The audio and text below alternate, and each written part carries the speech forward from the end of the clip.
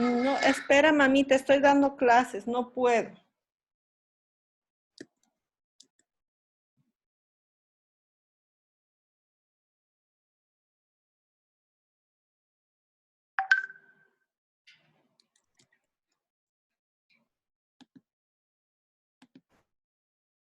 Ya pongo.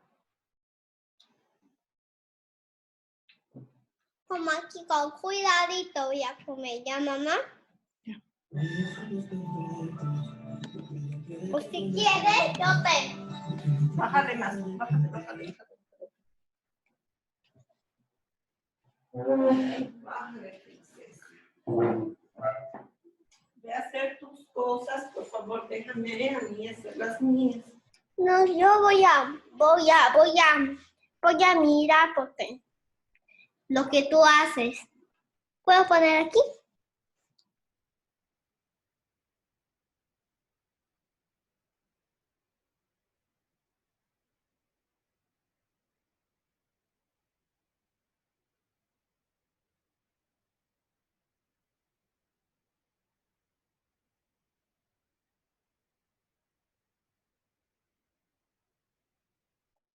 Buenos días, chicos. Vamos a empezar en un minuto, por favor.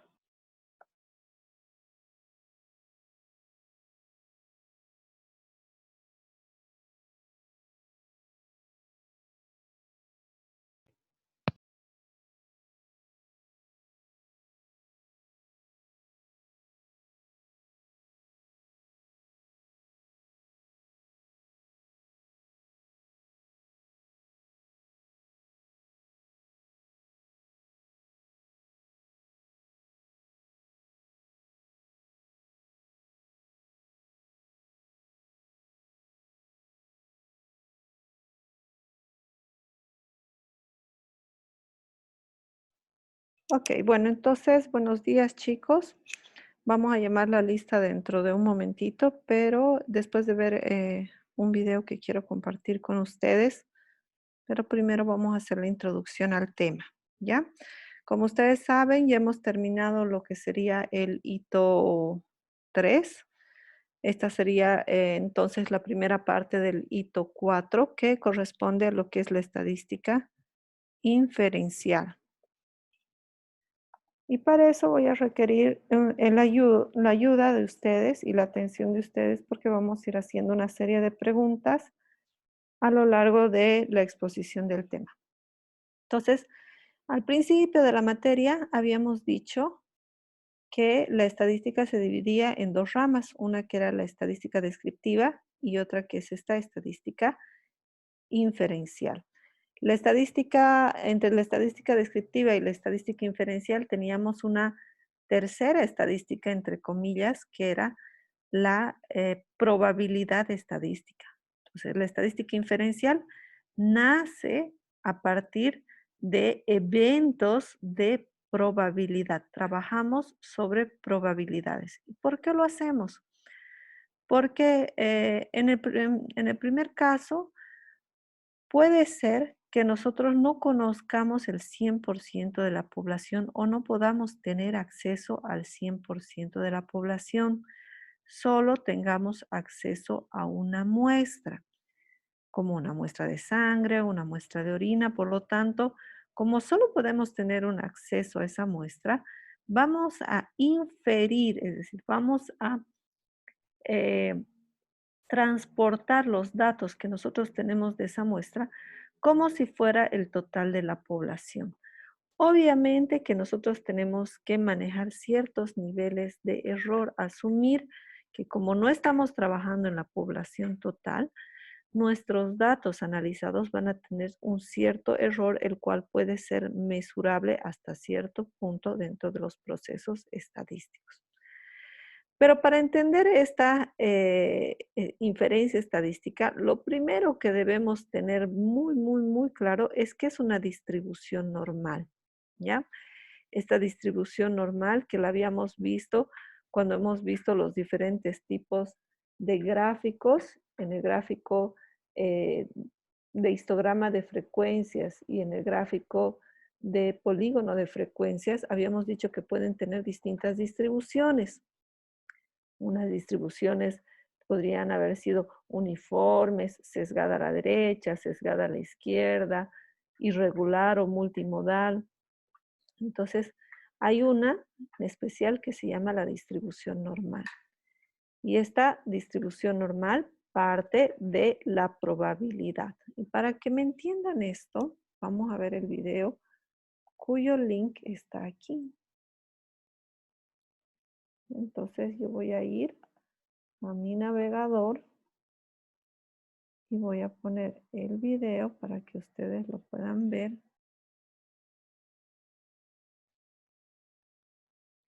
Ok, me avisan por favor si lo ven y luego me van a avisar si lo escuchan.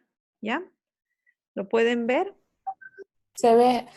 Ya, ahora vamos a hacer la prueba si se escucha, porque a veces, aunque la verdad el sonido no es tan importante, pero a veces es necesario para crear la ilusión. Configuración de audio, altavoz, a ver. Vamos a poner.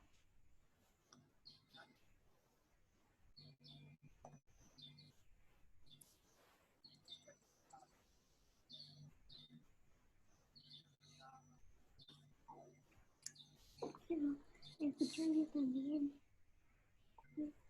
Quiero escuchar.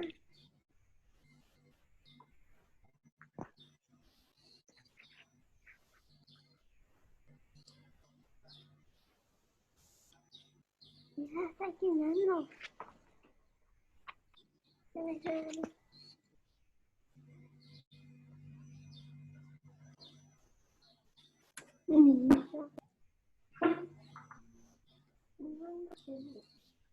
Mejor voy a verlo el cine.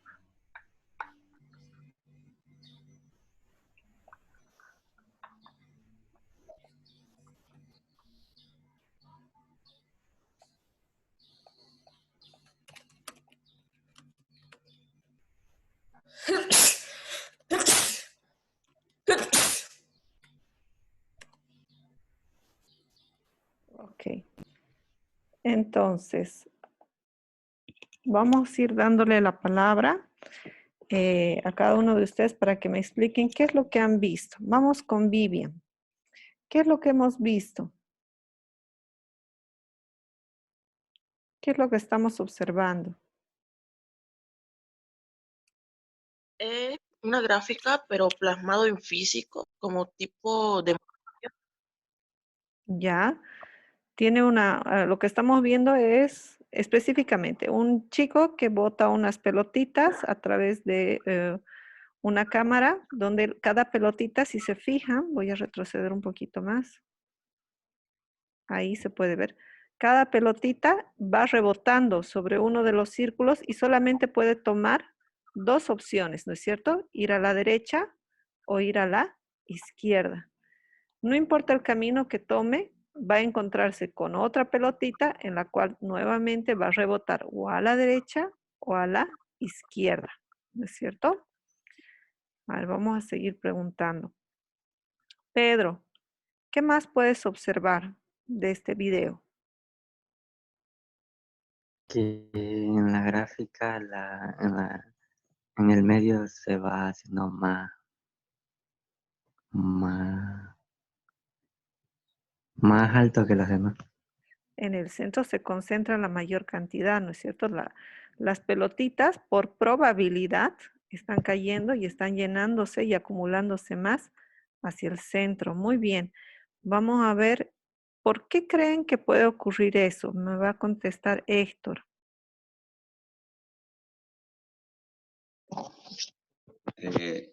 Hay una distribución prácticamente normal porque, digamos, las pelotas chocan entre sí y van a tender a irse a la parte central, pero también en la gráfica se puede ver que, digamos, la gráfica se va hacia el centro y todos están proporcionalmente igual, una gráfica de campana. Ya. Bueno, eso es lo que ocurre, pero no estamos entendiendo el por qué. A ver, vamos a ver con Geisa. Geisa, ¿por qué crees que ocurre este fenómeno?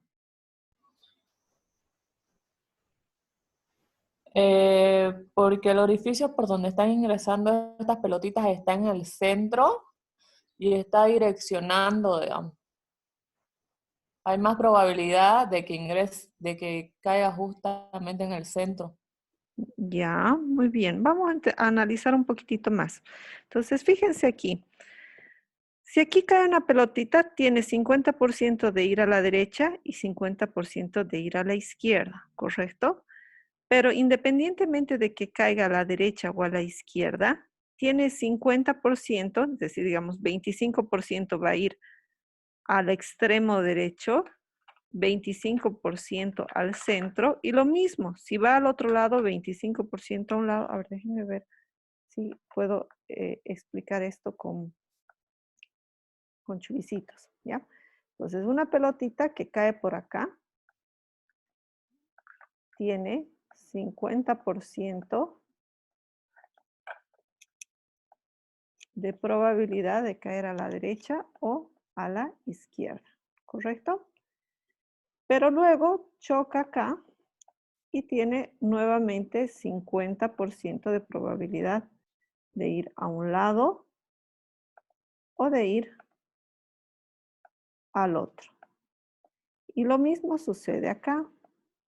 50 de ir a un lado y 50 de ir al otro. Entonces, cada uno de estos sería ahora 25%. ¿Se entiende? Ahora fíjense, que caiga aquí fue 25%. Que caiga aquí fue 2 veces 25%. Una vez de acá y una vez de acá. Entonces aquí tiene 50%. Y que vaya a este extremo tiene 25%. Entonces, si esto se repite, es como los cuadrados perfectos, ¿no es cierto? Este es a más b elevado al cuadrado es a cuadrado más 2b ab más b cuadrado. Entonces, se resume esa fórmula. Si esto lo elevo al cubo, sería a 2a cuadrado por b, no, a cubo más 2a cuadrado b más 4a cuadrado b cuadrado, ¿no es cierto? ¿Se acuerdan? Entonces, esa distribución va a ser de que siempre al centro yo tenga mayor cantidad. Y se observa acá, ¿no? Se observa que ya después de caer muchas veces, fíjense, la cantidad de bolitas tiende a estar más en el centro que las bolitas que se están distribuyendo a los costaditos. ¿Por qué? Porque para que una pelotita llegue acá, tiene que tener de aquí 50%, aquí otro 50%, aquí otro 50, otro 50, otro 50, otro 50, otro 50, otro 50, otro 50. Entonces sería como 1 dividido entre 2 a la cantidad de pelotitas que tengo. 1, 2, 3, 4, 5, 6, 7, 8, 9, 10. 2 elevado a la 10. ¿Ok? Y eso ya es una probabilidad muy, muy bajita de que suceda esa situación. Ahora, le voy a decir a Jorge, en la vida real, ¿qué crees que tú que pueda funcionar igual que esto? O sea, si nosotros fuéramos pelotitas y cayéramos acá, ¿qué cosas medibles pueden llegar a tomar esta distribución?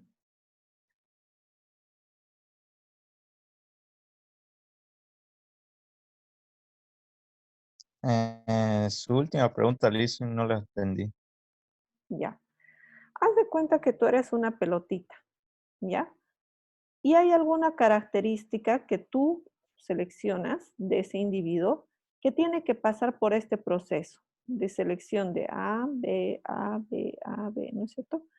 Entonces, pero es una característica que se puede medir. ¿Qué características del ser humano que puedan medirse llegan a tener este mismo comportamiento?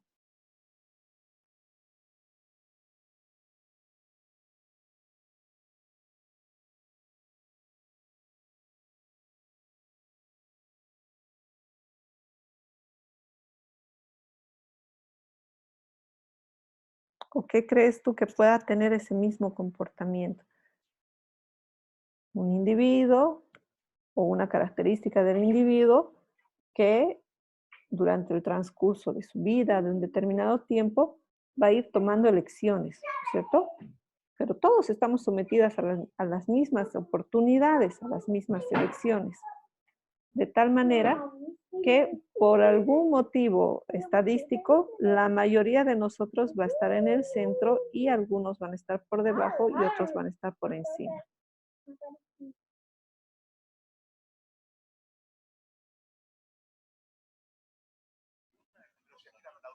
El tema del estudio puede ser Ya, puede ser, por ejemplo, una maestría. ya, puede ser. Digamos que ustedes tienen, cada pelotita es un día, ¿no? Se despiertan y tienen dos oportunidades, estudio o no estudio. Y cada siguiente día tienen la misma oportunidad, estudio o no estudio, ¿no? Y así. Entonces, la mayoría de ustedes va a haber días que estudien y va a haber días que no estudien. Por lo tanto, la mayoría se va a concentrar en el centro. Pero va a haber raros casos en que decidan no estudiar y al día siguiente, no, mejor no estudio, y al día siguiente, mejor no estudio, mejor no estudio, mejor no estudio. Entonces, ¿qué pasa? Pues se aplaza. Y va a haber otros que por decisión propia van a decir estudio, estudio, estudio, estudio, estudio, estudio, estudio, estudio, todos los días y van a tener excelentes calificaciones, ¿no? Lo mismo pasa con sus glóbulos rojos, ¿no? Su glóbulo rojo está entrando al pulmón y tiene, por cada vez que visita un alveolo, tiene la chance de tomar un oxígeno o de no tomarlo, ¿no? Y se distribuye de esta manera, de tal forma que va a haber una gran cantidad de glóbulos rojos que van a tener un promedio de, vamos a ponerlo así, que van a tener un promedio de oxígeno, esta es la sangre, a cada pelotita es un glóbulo rojo oxigenado, ¿no es cierto? Entonces vamos a tener en la sangre glóbulos rojos que no están oxigenados, glóbulos rojos que están medianamente oxigenados, que tienen oxígeno un poco y CO2 otro poco, y vamos a tener glóbulos rojos que van a estar hiperoxigenados y que algunos de estos no van a tener ya ninguna molécula de CO2, sino van a estar hiperoxigenados, ¿no? Y lo mismo va a suceder con sus pruebas bioquímicas, ¿no es cierto? Cuando ustedes agarren y testeen a una población sobre, por ejemplo, infecciones urinarias, entonces va a haber personas que nunca han tenido infecciones urinarias, otras que han presentado una o dos veces infecciones urinarias y va a haber unas pocas que han presentado infecciones urinarias de manera recurrente, ¿no? De tal manera que la probabilidad inicial estaría afectando a la probabilidad total de este evento. Nosotros, hasta cierto punto, matemáticamente y cuánticamente, podemos asumir que nuestra vida está predeterminada a esta distribución. Toda nuestra vida está predeterminada, porque siempre tenemos dos opciones, o lo hacemos o no lo hacemos. Y eso también está superditado a un nivel de conciencia, es decir, cada vez que nosotros podemos optar por la opción sí, programamos automáticamente nuestro cerebro a decidir sí. Y ese es el motivo por el cual hay personas que tienden a ser gimnastas, por ejemplo, ¿no? Que toman la decisión de todos los días ir al gimnasio, cuando hay otras personas que no lo van a hacer, que no quieren, no les gusta, y hay otras personas que, bueno, no hacen ni constantemente, pero tampoco abandonan y hacen cierto nivel de ejercicio físico. ¿Se entiende entonces qué está mostrando esta curva?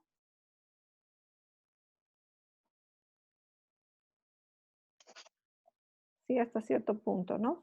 Sí. Ahora, no todas las distribuciones se comportan así. Imagínense que por algún motivo, vamos a poner aquí, que por algún motivo en esta porción haya una barrera. Entonces, si hay una barrera que impide que las pelotitas que estaban aquí reboten, entonces van a rebotar sobre esta pared y van a regresar, ¿no? Obviamente. Entonces, ¿qué es lo que va a pasar? La distribución no va a estar acá, va a empezar de acá,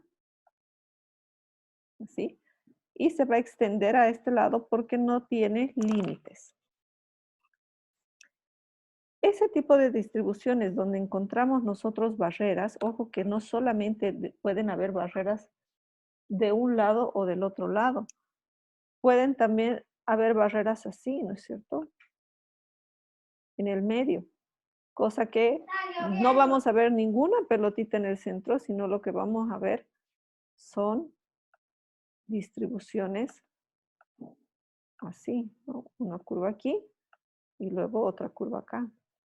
Entonces, ese tipo de distribuciones no siguen este patrón normal. Y lo que nos está diciendo es que hay alguna barrera, algún efecto, algo que está sucediendo en ese medio que está impidiendo que se distribuyan de forma normal. Entonces, entendiendo esto, solamente a partir de yo poder comprender esta distribución, de que las cosas normalmente por una cuestión estocástica, por una cuestión del azar de la vida, todos vamos a tender a tener esta distribución en todo lo que hacemos. En la manera en cómo vestimos, en la cantidad de shampoo que utilizamos para lavarnos el cabello, en el tiempo que demoramos en almorzar, en la cantidad de hormonas que secretamos todos los días, ¿no es cierto? La hormona TS3, TS4. Entonces, si todos y todo nuestro entorno se está comportando de esta manera, entonces yo puedo llegar a predecir, y esto es lo más importante de la estadística, yo puedo llegar a predecir solamente conociendo unos cuantos valores, por ejemplo, conociendo este pedacito de acá, yo puedo conocer cuál va a ser el comportamiento de todo lo demás. Entonces, cuando esto ocurre, pasa algo matemáticamente espectacular. Y eso es que yo tengo la suficiente evidencia para poder trabajar en lo que se llama, no quiere salir de acá, en lo que se llama la probabilidad estadística. Y esa probabilidad estadística, lo primero que tenemos que entender es que hay distribuciones que se van a comportar como esa curva normal, que no hay ningún otro efecto que lo esté alterando, y a ese tipo de estadística la vamos a denominar paramétrica, y al que no tenga ese comportamiento porque hay alguna barrera, etcétera, lo vamos a llamar como no paramétrica. ¿Ya? Entonces la estadística inferencial va a dividirse su estudio en dos porciones. Una que vamos a llamar paramétrica y otra que vamos a llamar no paramétrica. Paramétrica que tiene este comportamiento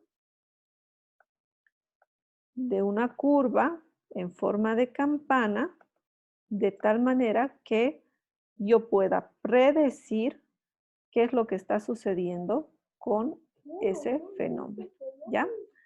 Entonces, voy a pedirle a uno de ustedes que no haya hablado, Fresia, que me lea, por favor, cuáles son las características de esta distribución normal.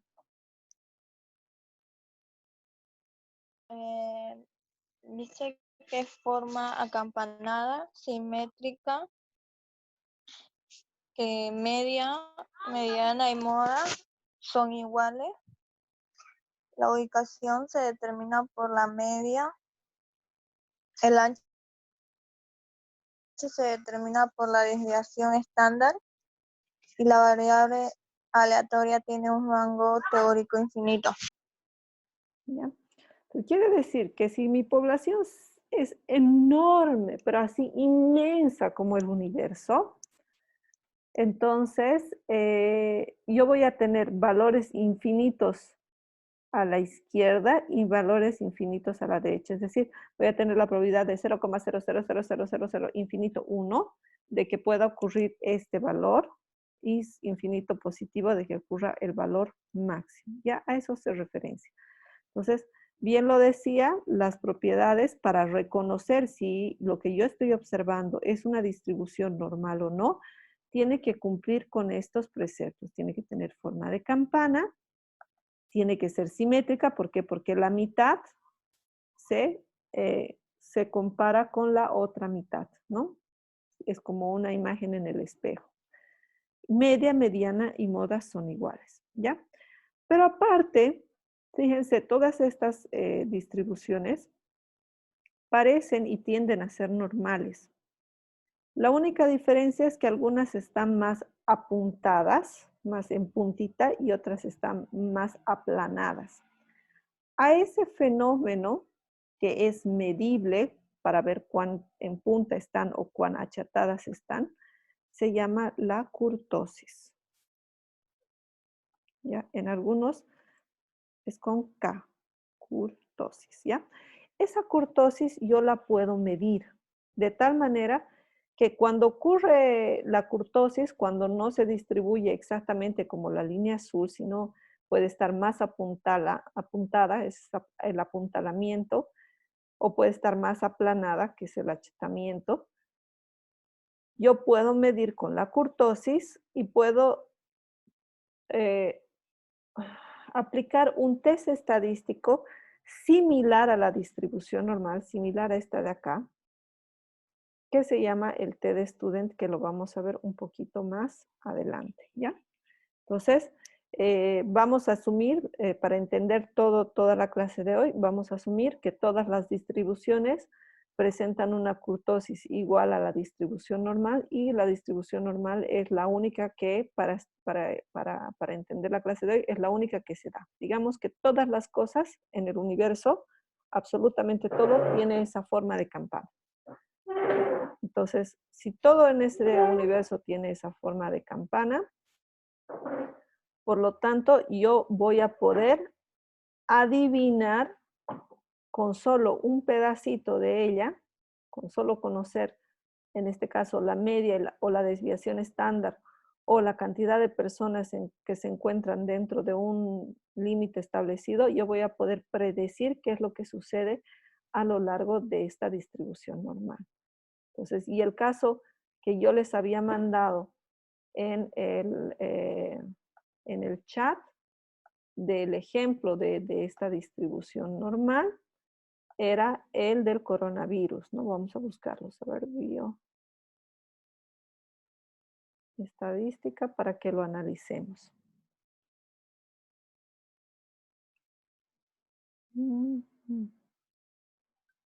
Videoconferencia, aquí está.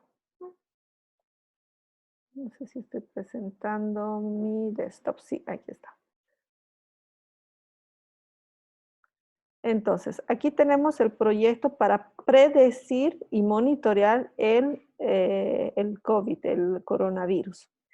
Y fíjense, yo quiero que se fijen que toditos los gráficos tienen una distribución normal, con diferente kurtosis, ¿no es cierto? Unos son un poco más elevados, como Brasil, y otros son un poquito más aplanados, como por ejemplo Polonia.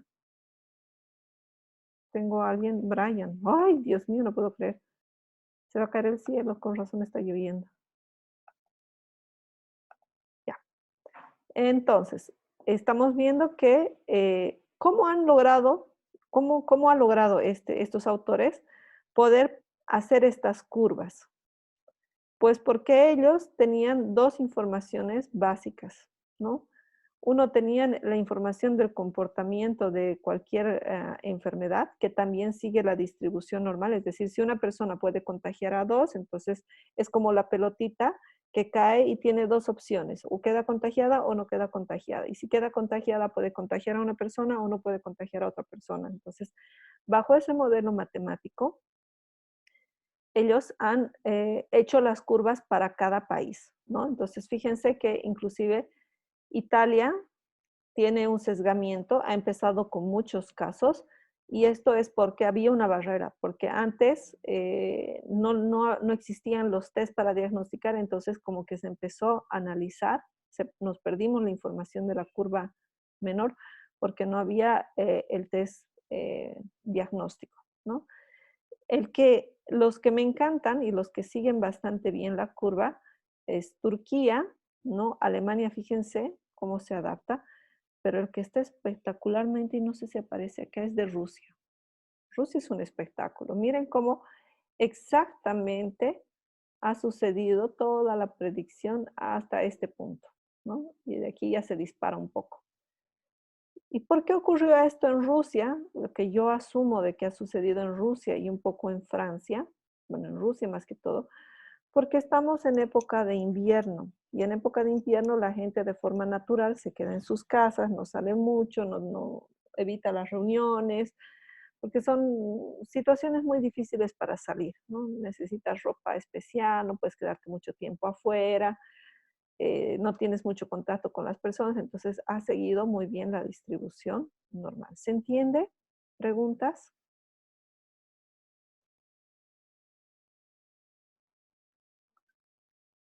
Vivian salió y volvió a entrar. Ahora la ¿Se pregunta es, entiende? ¿les gustaría a ustedes aprender a predecir el futuro? Porque eso es lo que hace esta curva normal. Predecir qué es lo que va a suceder más adelante, cuándo va a suceder o en cuántas personas va a suceder algo que yo estoy observando. Es decir, yo sé, no sé, que Bolivia tiene un tanto por ciento de su población que es pobre. Por lo tanto, yo puedo hasta cierto punto predecir cuál es la probabilidad de que yo esté en ese grupo de pobreza.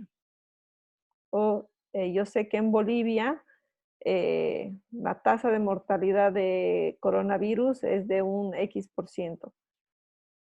Y yo voy a calcular cuál es la probabilidad de que yo muera por coronavirus, no sé, en los próximos 3 meses. Entonces, es esa capacidad de poder predecir. Obviamente, cuando uno predice, igual que una hechicera que te lanza las cartas, siempre uno va a estar en este juego. Hay un 50% de que ocurra y un 50% de que no. Pero como nosotros vamos tomando estas decisiones, lo que leen las futuristas es esto que está en el centro. Que dada todas las oportunidades que tenemos, que se nos presentan en la vida, tendemos a llegar a esta situación. Entonces, cuando una hechicera, cuando alguien te predice el futuro, cuando el médico te dice hay una elevada probabilidad de que tengas diabetes o de que tu papá tenga diabetes, es porque está leyendo esto. Es porque está viendo esto, lo está imaginando, lo está sintiendo. Porque factores de riesgo, no, consume mucho azúcar, tiene hipertensión arterial, tiene elevada edad, entonces cada vez las pelotitas se van acercando más al centro y van cayendo acá. La pregunta es, si a mí me dicen aquí arriba de que yo si sigo como estoy, si sigo las cosas como las estoy haciendo, voy a tener diabetes, la pregunta es, ¿será que tengo la posibilidad de cambiarlo? Sí, yo estoy aquí ya en la quinta pelotita. Y a mí me dicen, ¿sabes? Mi médico agarra y me dice, pues estoy mirando tus análisis de laboratorio. Y tú tienes alta probabilidad de tener diabetes en el próximo año. Tú tienes que cambiar tus hábitos alimenticios ahora. Tienes que hacer ejercicio, tienes que dejar de comer grasas, tienes que dejar la sal, etc. La pregunta es, si en ese momento yo agarro y tomo conciencia y empiezo a cambiar, ¿puedo salir de esto? ¿Puedo cambiar mi futuro? Sí, Sí, porque ¿qué es lo que hago? Yo agarro y pongo una barrera, ¿no es cierto? Entonces me diseño yo una barrera que sea así. Entonces no va a chocar aquí y no voy a poder entrar acá porque yo he dicho no. Me voy a levantar todas las mañanas y voy a hacer ejercicio, entonces voy a optar por esto. De repente llega la comida rápida y mi familia pidió una pizza y yo digo, no voy a comer la pizza porque he decidido tomar cosas naturales, entonces me voy a comer una fruta. Y de repente caigo aquí donde me traen papas fritas y digo, no voy a comer papas fritas porque si no voy a tener diabetes, entonces voy cambiando mis hábitos. Y fíjense, tal vez no caiga acá, porque ya de que caiga aquí abajo es prácticamente imposible. ¿No? Nunca hay imposibles, ni para la estadística no hay imposibles, sino vamos a hablar de poco probable. Entonces, que la pelotita de acá se desplace hasta acá ya no va a suceder. Lo máximo que llegaré será acá. Pero fíjense que mi probabilidad ya bajó bastante. Ya bajó bastante, ¿ya? Entonces, tal vez eso es algo que es importante porque a veces en los procesos químicos sucede, ¿no? Entonces, si yo tengo un pequeño error, digo, ah, no, me pasé 1 milímetro, no, no le va a hacer nada, ¿no es cierto? Pero si yo me paso siempre 1 milímetro, 1 milímetro, 1 milímetro, 1 milímetro de todo, entonces voy a llegar a cometer el error que esperaba que no sucediera, pero sucedió justamente por la acumulación de los errores y el aumento de la probabilidad. Bueno, entonces, para aprender a calcular esto, hay una fórmula que yo no quiero que me interrumpan. Entonces, vamos a hacer una pequeña pausa. Tenemos 3 minutos. Voy a aprovechar de llamar la lista. Y les voy a mandar el link de la siguiente sesión.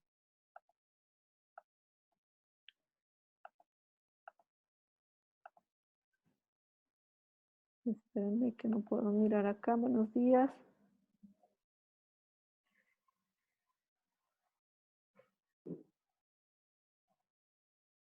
Gasolina para los peces, ya.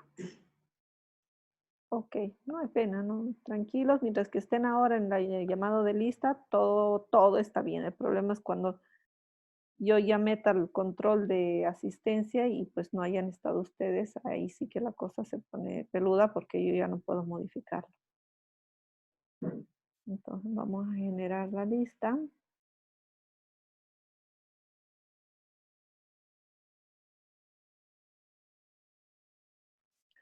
Bueno, Fabiana ya habíamos dicho que no está. Pedro está. Joel, Héctor, ¿estás? Sí. Sí. Brian, ¿estás? Brian, quiero escuchar tu melodiosa voz. Para que no digan que no estás presente. Brian, contesta. Creo que tiene problemas con su micrófono. Bueno. ¿Me escucha? Ya estoy con... Ya, ahora sí te escucho. Gracias. Fresia. Sí, señorita. Presente, Lisa. Muy bien. Vivian. Presente. Geisa. Presente, Alison. Jorge Omar Rueda. Presente. Y Noelia. Presente, Lisa. Perfecto, están todos. La única Fabiana que ya no está con nosotros. Perfecto. Entonces, chiquillos, vuelvan, vamos a desactivar esto. Vamos a salir todos. Y vamos a entrar al mismo link, ¿ya? Nos vemos en 2 minutos.